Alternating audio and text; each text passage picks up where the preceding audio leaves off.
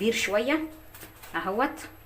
زي ما احنا شايفين ده اللي انا دهنته، زي ما قلت لكم دهنته بالنسكافيه اهوت. ودوت اللي انا سبته من غير دهان خالص. شايفين ما شاء الله هش جدا، شايفين طري جدا عامل ازاي، مش محتاج اي دهان ولا اي حاجه اهو.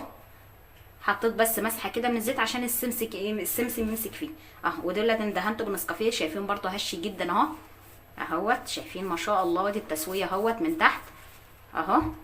جميل جدا، ان شاء الله هتجربيه ويعجبك، مش هتحتاجي تشتريه من بره. يا ريت لو عجبك فيديو النهارده ما تنسيش تدعمينا بالاشتراك في القناه وتفعيل الجرس عشان يوصلك كل جديد.